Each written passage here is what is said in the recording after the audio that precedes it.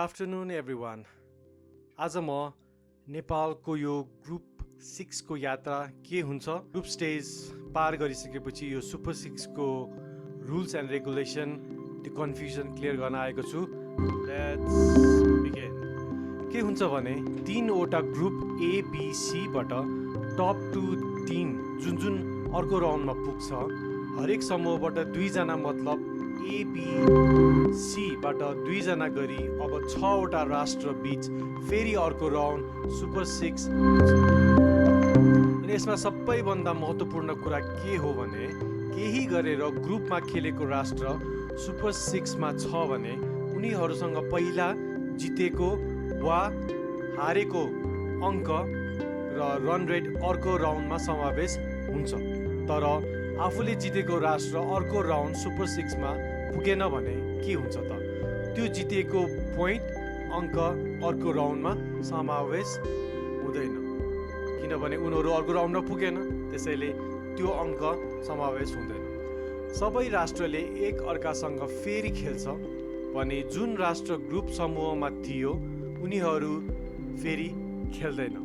पुरानो गेमको अङ्क, रन रेट र नतिजालाई नै समावेश हुन्छ सुपर 6 मा।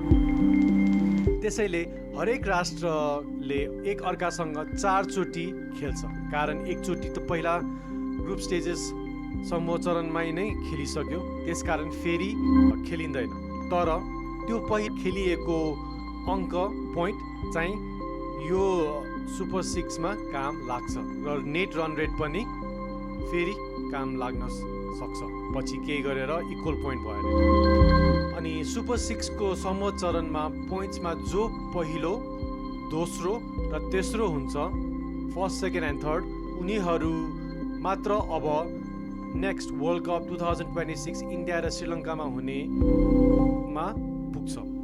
यदि केही गरेर 2 राष्ट्रको पोइन्ट हुबहु भएमा कुन राष्ट्रले धेरै विजय हासिल गरेको थियो त्यो नि फेरि हुबहु भएमा नेट रन रेटको आधारमा 3 राष्ट्रको वर्ल्ड कप यात्रा सुरु हुन्छ।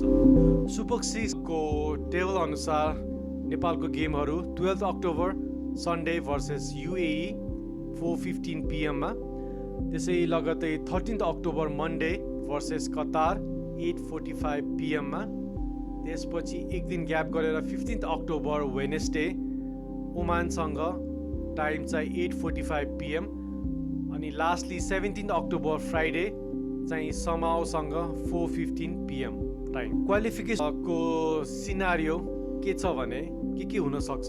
2 गेम जिते रन रेटको आधारमा अर्को वर्ल्ड कपमा पुगिन्छ, अनि 3 गेम जिते सिधै qualification for the World Cup 2026। अनि फाइनली 4वटै जिते के हुन्छ त? 4वटै जिते च्याम्पियन हुन्छ, अनि next world Cup 2026 India Sri Lanka पुगिन्छ, च्याम्पियन हुन्छ। That's it. I hope you understood everything, and Jay Nepal.